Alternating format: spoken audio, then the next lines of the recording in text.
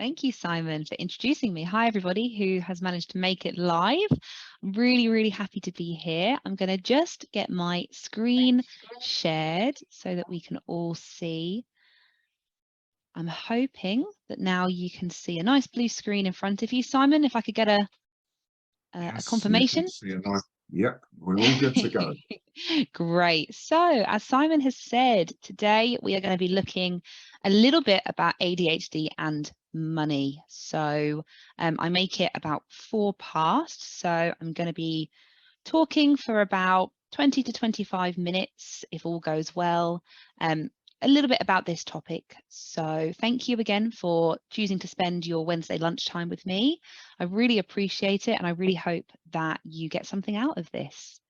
So just as a disclaimer, before we dive right into the topic, I'm going to talk about how we are all coming to this topic today from very different perspectives.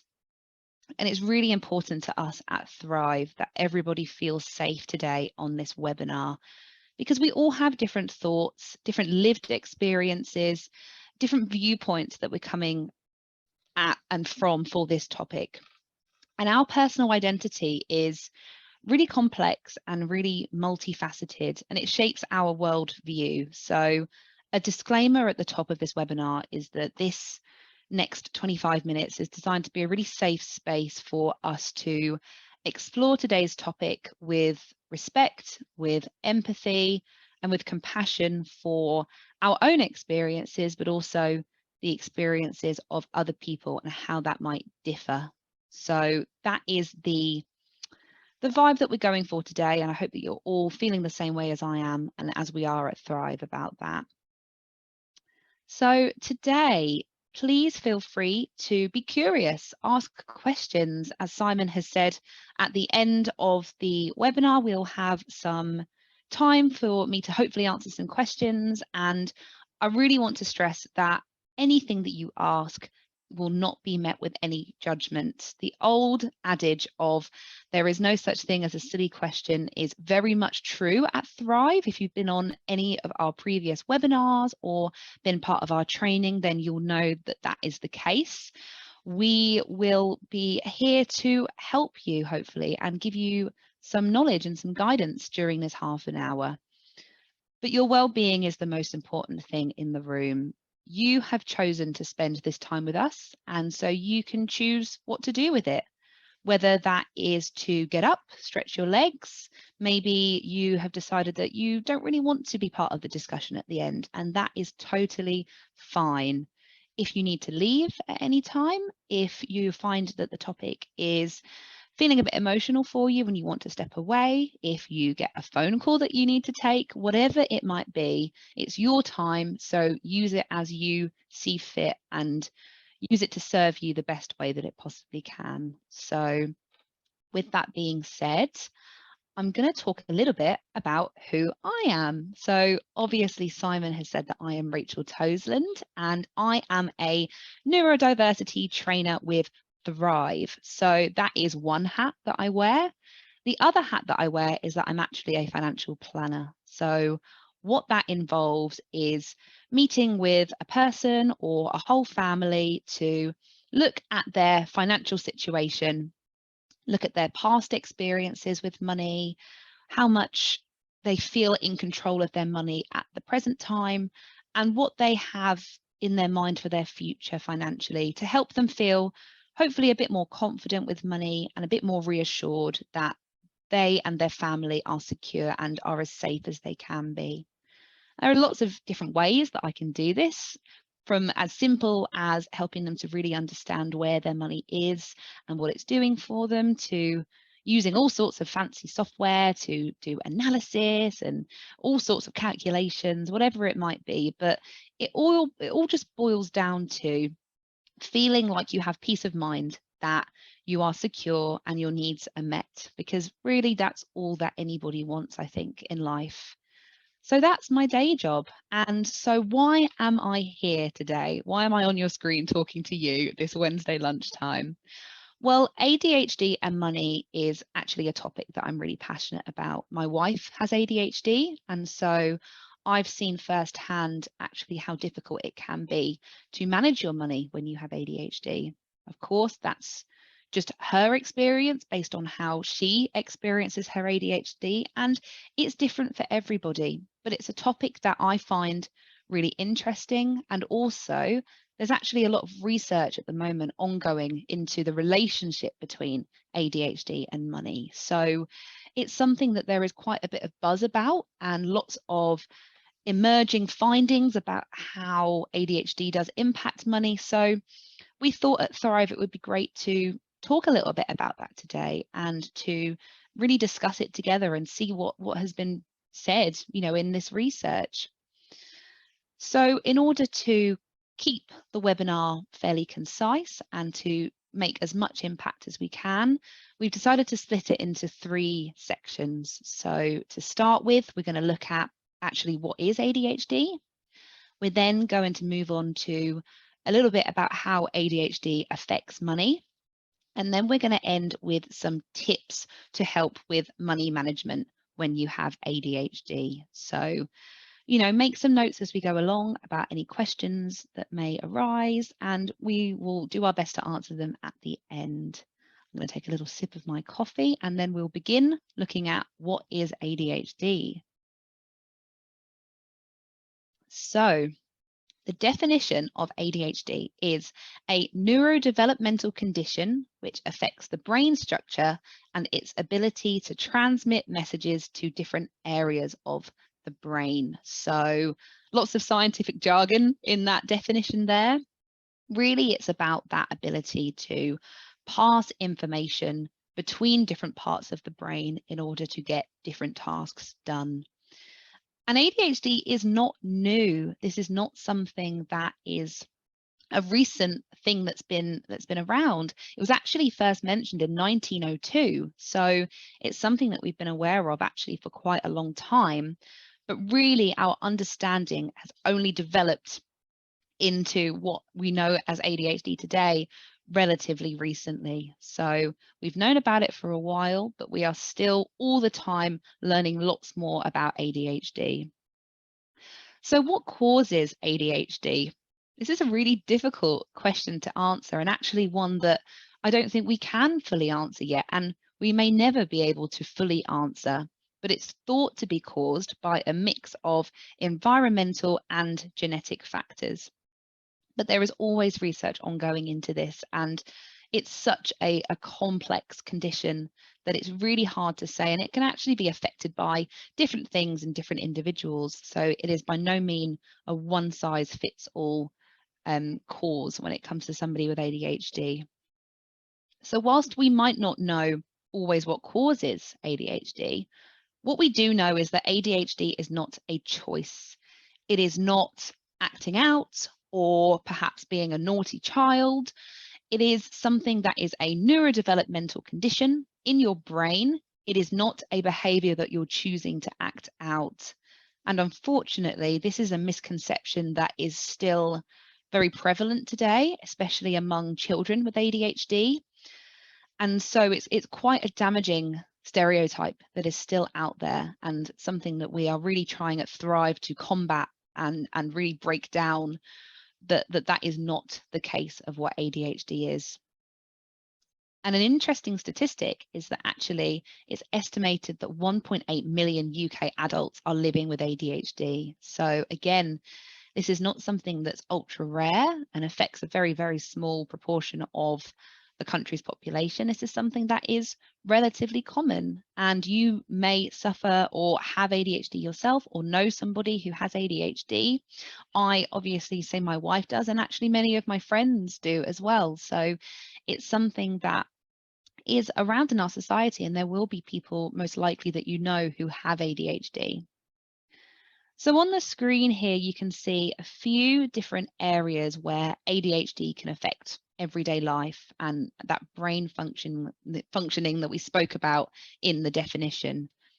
So these are kind of the general trends that we see with people with ADHD. It is by no means an exhaustive list.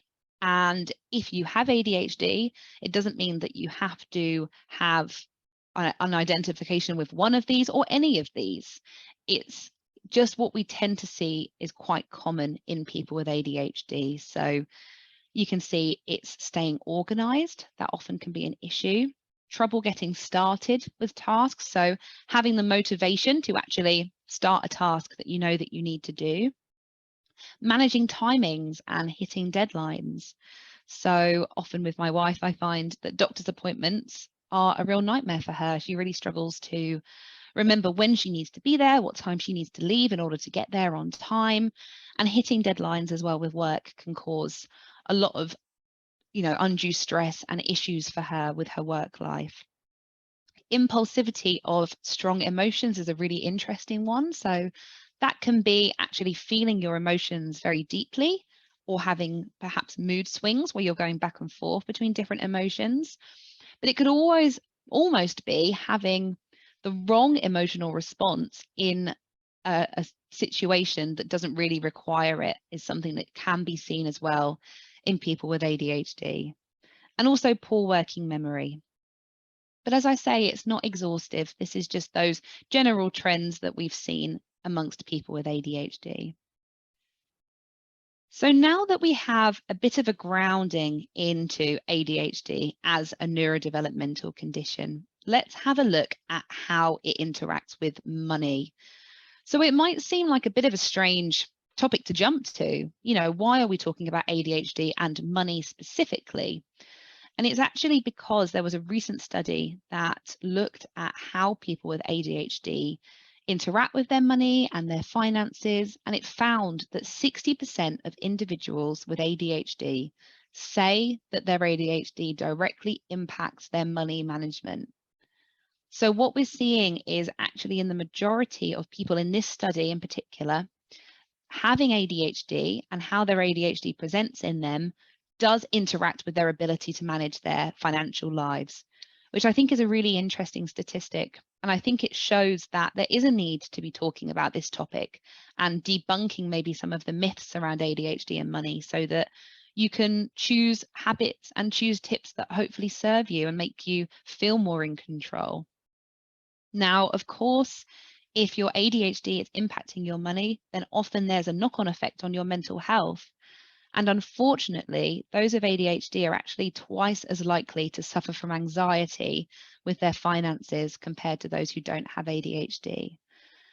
And that's really understandable because if you're finding that you're not in control of your money, you may find yourself slipping into issues with debt or forgetting payments, and it has knock-on negative effects that cause you to have mental health issues when it comes to your money. So it's a really sad statistic to hear. So what I want to talk about today is the 4 main areas where we tend to see ADHD impact money management.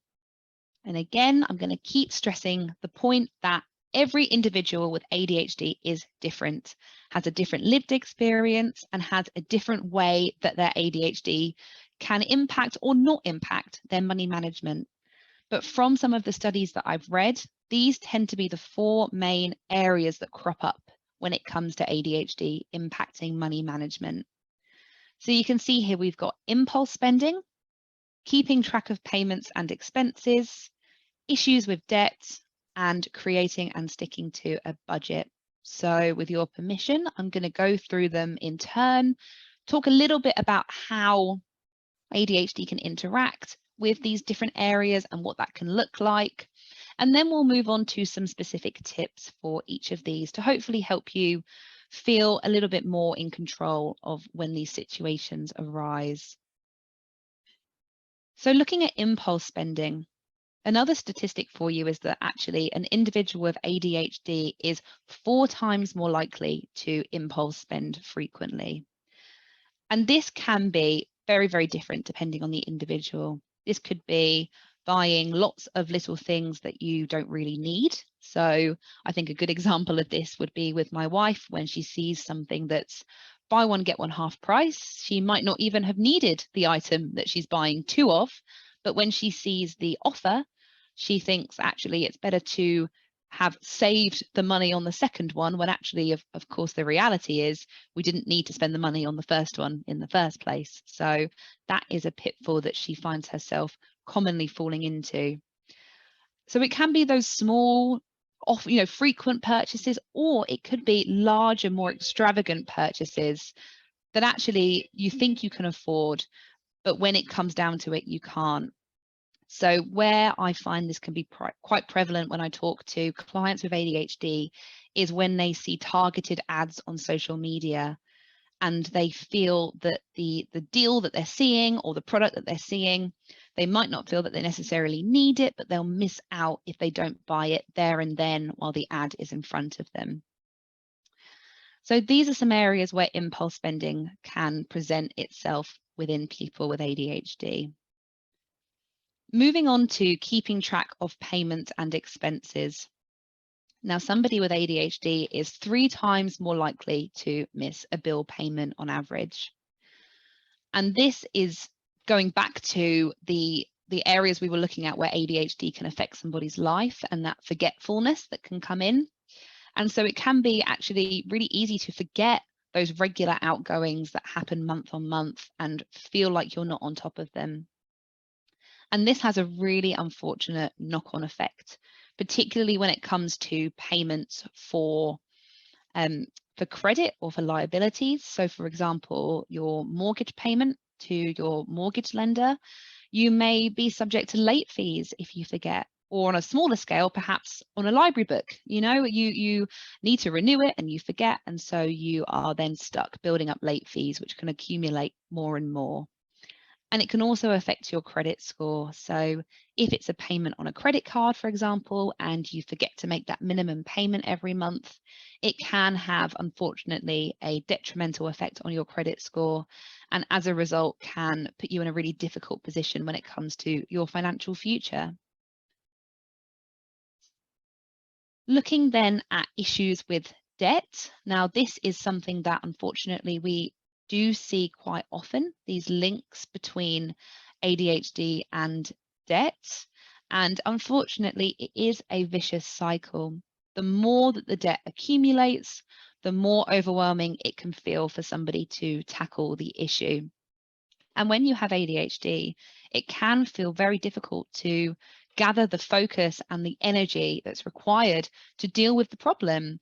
And it can be very easy to bury your head in the sand versus taking the time and the energy and having the motivation to do something about it. Unfortunately, it can actually take reaching a crisis point to recognize the need for help. And of course, once you get to that crisis point and you've identified that you can't do it alone and you do need some additional support, it can then actually be really difficult putting your hand up and asking for that support, because there's a lot of shame and fear attached to reaching out for help when it comes to money, and really a lot of stigma and fear around money in general and talking about money. So that can just exacerbate the problem even more for somebody with ADHD. And so finally, looking at difficulty budgeting.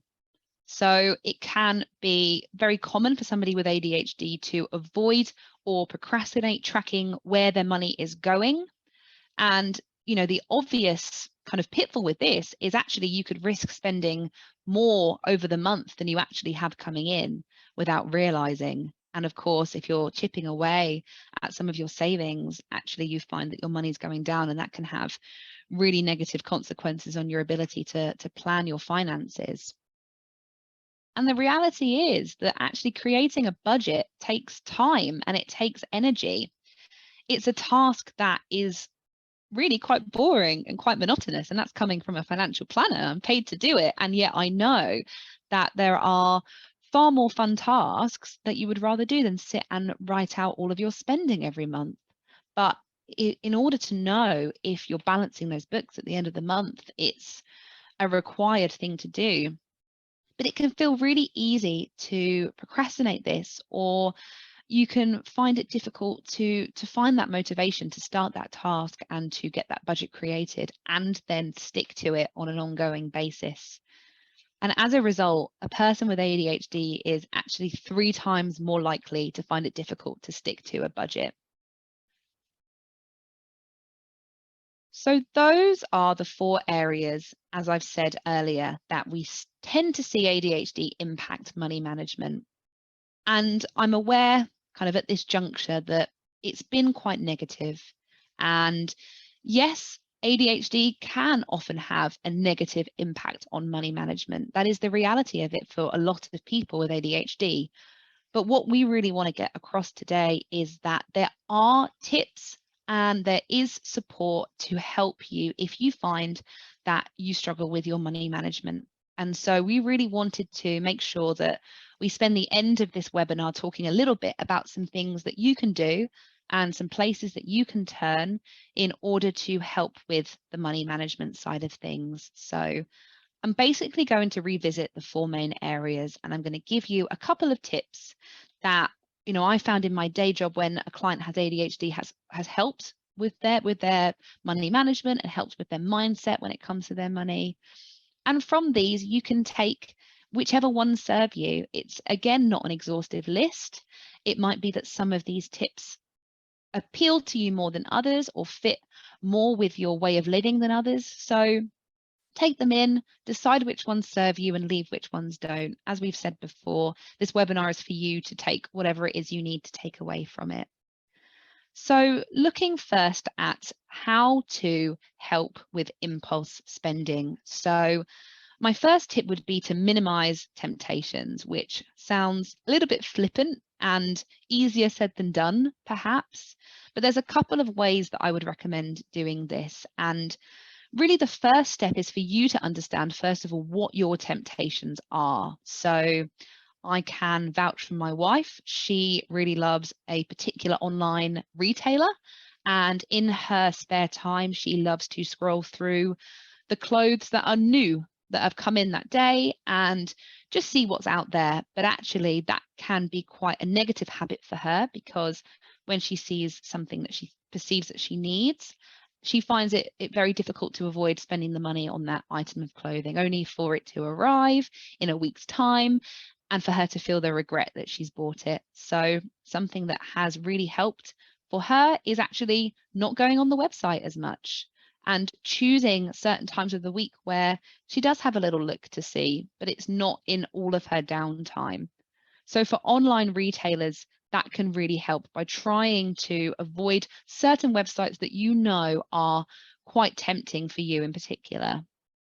If it's an in-person shop, that can be really hard because you're walking past a shop front which has lovely bright signs advertising their latest sale, or they've got a beautiful mannequin and their amazing new winter outfit, and that can be really enticing. And so something else that you can do if it's a physical shop is you can actually reroute the path that you take. If you're on your way to the grocery shop and you need to walk past your favorite clothes shop, try and find a slightly different route if you can to avoid walking past that shop window and minimize the temptation by not seeing those sale signs and those new mannequins.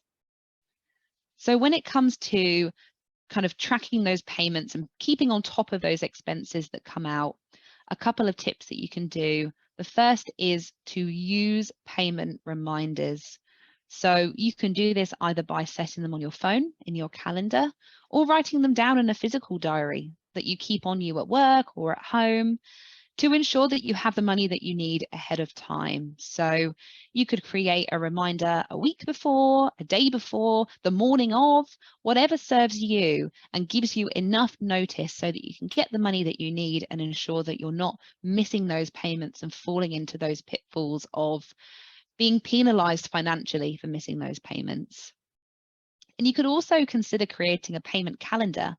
And by this, I mean just a very rough table of payments that are due to be coming out either that week, that month, that year, if you really want to plan ahead, so that you can look at it and within one glance, you can see what is due to be coming out in the near future.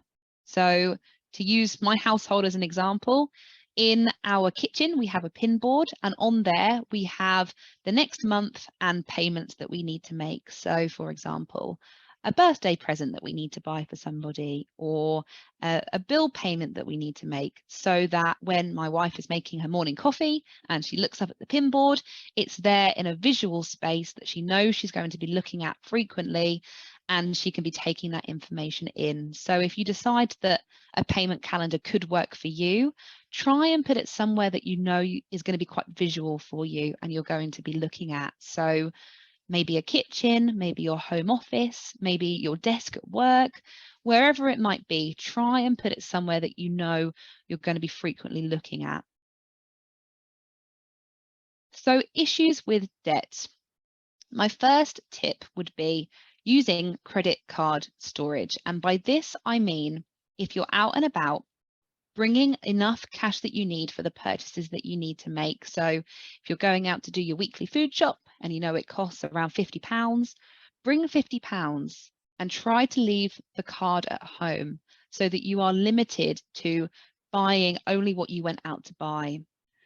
What you could do, if you find that that might be not the best for you and you want to ensure that you have a card on you in case of an emergency, if you go shopping with somebody that you trust, maybe a relative or a friend, give them your card, because if you do find that you need it, at least it's there and you can have that conversation with them.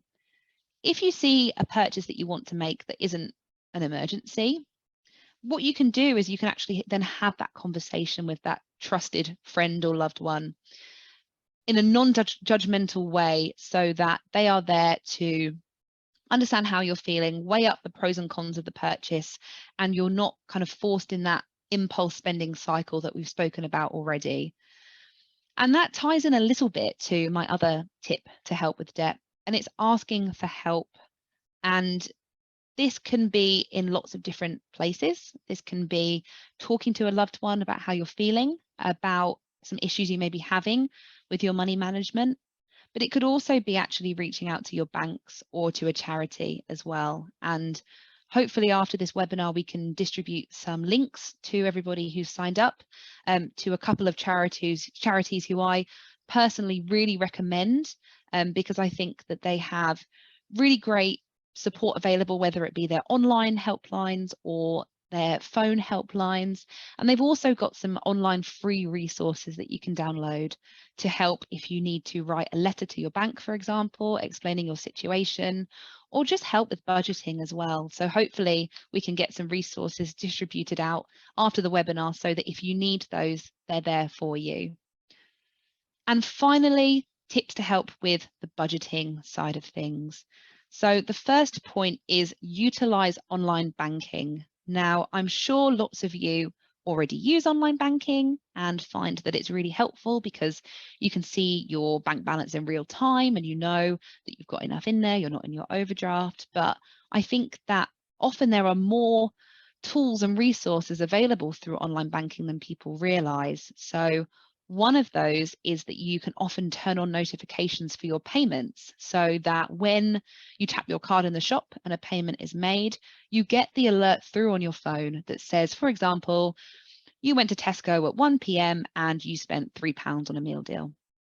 And what that means is actually automatically on your phone, you have a track of the spending that you've done in that day. And it means that you have more eyes on the spending that you're doing and you're minimizing the risk of spending more than you're bringing in. Another thing that you can do with some banks, as you can see here, is using different pots for different spending. And one bank that was really quite new to this and really introduced this to the marketplace was actually Monzo. And what they do is you can create different spending pots for different categories. So for example, socializing or food shopping or whatever it might be that you spend over the month. And what you can do is then take the money from those different pots so that you know you've got enough in there to meet all of those different categories. And that's great because it takes that legwork and that planning out of creating a whole budget from scratch and needing the motivation and the energy to do that, because a lot of it is now automated through the banks, which is great.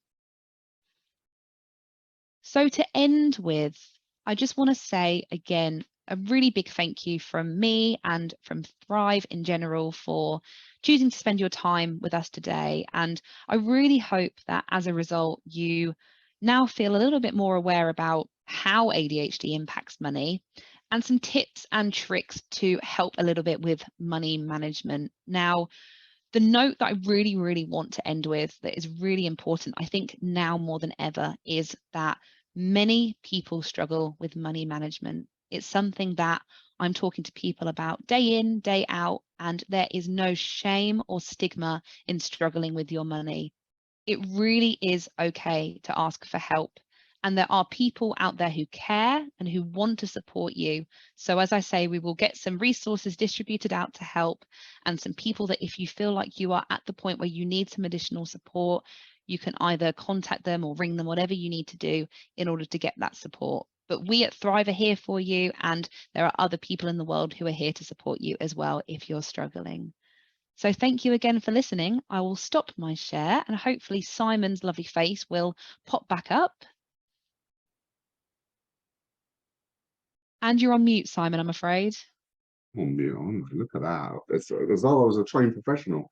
That was very interesting. I only saw myself in there about 8 times in the various descriptions that you gave. So thank you so much. And I know my wife Kelly is behind me there, has been sort of chuckling at some of the descriptions that you gave for bad money management, and I think I've probably done all of them in my life. Actually, I'm quite intrigued as well, because I now, for the first time ever, got one of those bank accounts that comes up with all the numbers that, and you're like, oh, I've spent that, I've spent that.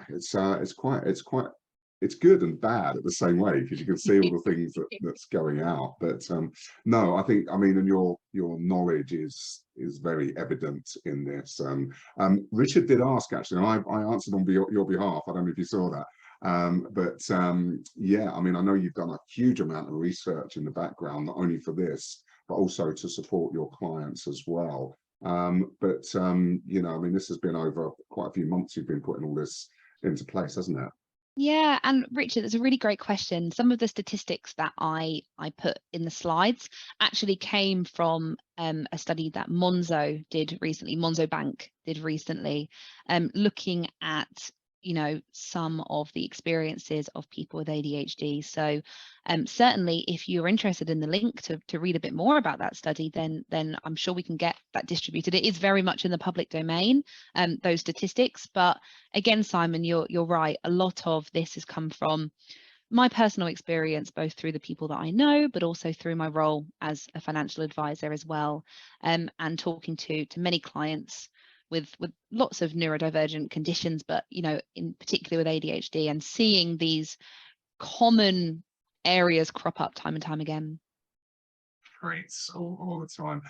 I do have one question, but we would absolutely love it if anyone wants to put into the chat. We've got 2 or 3 minutes that we can have some questions. So if anything that Rachel's has piqued your interest, my question is, I know you sort of said there's a lot of support out there, but what's the fundamental starting point for someone? Because you're right, it's hard to ask for help, and it's not about sort of, I'm not saying everyone needs to rush to Rachel Doyle, which you can do, of course, because actually, you know, that financial advisor sort of thing is you've got at least a little bit of an idea of what you've got. But is there anything that you can do just off your own back, straight from 0 to, you know, 10 miles an hour? You know, what would your best advice be to do right now if people have no idea what's going on in their financial world? Yeah, it's a really, really great question, Simon. I think that the best thing you can do, and also really the most accessible to anybody, is to reflect on your relationship with your money. So whether you find journaling is something that works for you, whether it's just sitting in a park and having a think, listening to music, try to think about times in the past where you've maybe made some money mistakes, or what you think are money mistakes. Try to think about how money makes you feel. Does it excite you? Does it scare you? Do you feel shame talking about money? Because actually, money is very, very emotional. People don't really think about it, but it is. So you first need to start to break down, what is my relationship with money? How do I use my money? What are my habits around money? You know, like with my wife, for example, we spoke at length about how she is very susceptible to these offers of get a little bit off the next one. And, you know, she now knows she has that habit, has journaled on that habit, and is finding that she's doing a lot less of it. So it's about increasing your own self-awareness first. But of course, if you find that you need a helping hand to pull you out of a situation such as debt, then speak to somebody that you trust and that you know has your best interests at heart, and try to be brave, because that's not easy. That's brilliant, excellent. And Richard's just very bravely said actually he's ADHD, ADD. So hopefully there's been a lot of sort of resonance in there as well for me as well, Richard. So yeah. Okay. Anybody else got any questions at all they'd like Rachel to answer? We do have a couple of minutes. People have probably got loads of questions, but they're just don't want to ask that in case it's but it's probably a question that everybody else is also thinking of asking as well. As you said, Rachel, we're going to send a load of resources around after this as well.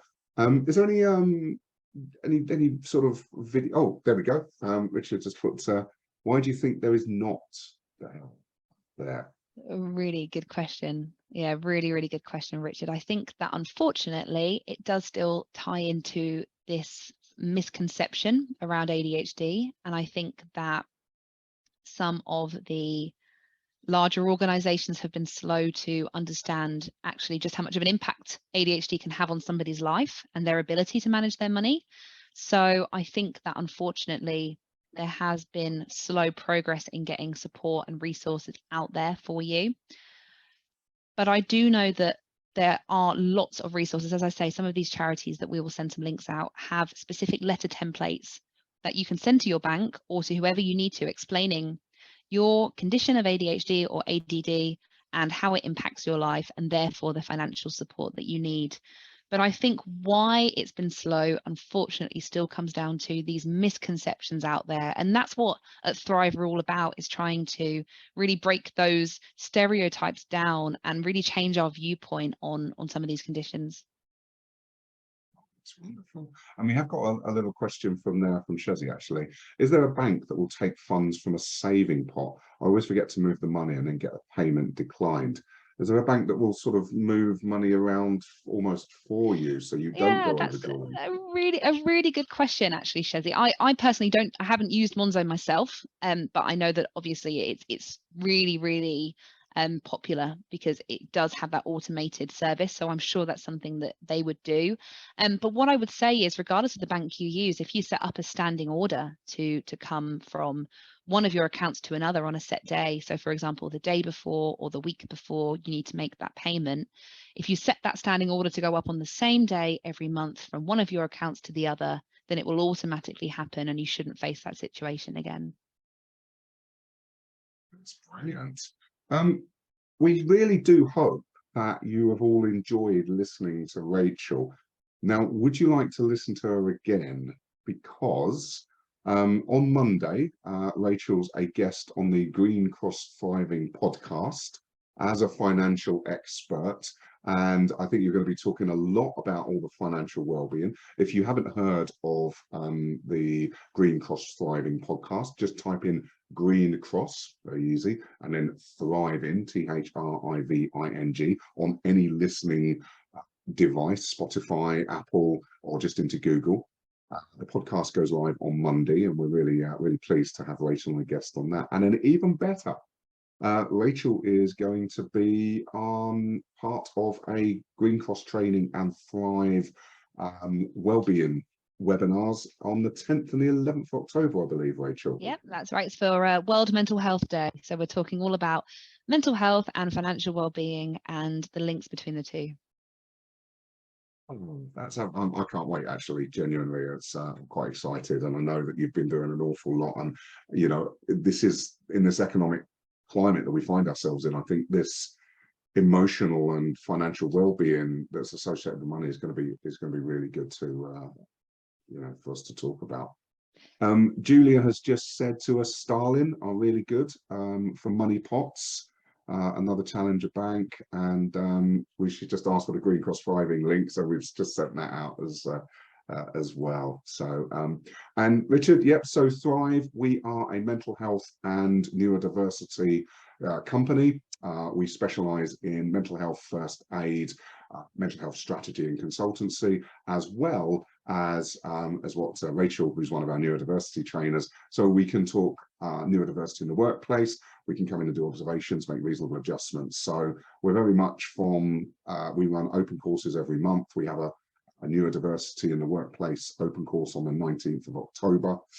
These webinars we give away for free. We don't do any selling. I do apologise if it sounded like there's a bit there.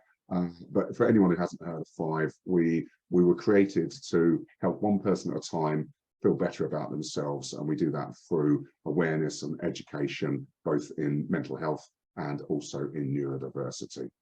So hopefully that was a little sort of thing. If you've got Rachel's details at the end of that end of the slide. You can find us on itstimetothive.co.uk. Moneybox, apparently, Richard, thank you very much. Moneybox.com, I think, is another online bank. Is that all right, Rachel? Yeah, it's interesting actually. There's a common theme here. It's a lot of these newer, less traditional banks that are, I think, shaking up the personal finance world. So one thing I'll do, by the way, if anybody does need to talk or is struggling or needs some tips further from this, I'm going to just put my email in the chat, because I realized that I did miss it off of the final slide. So any support that anybody needs, then feel free to find me at the email address that I have just put in. It's really wonderful. Thank you so much again, Rachel. Thank you for being here. Thank you for having me. Thank you. The next webinar, as you alluded to on that last slide, is called Chasing Sunrises, and it's about habit and routine and how that can be impactful on our mental health. And then that's in October. Please sign up for that. Should be an amazing one.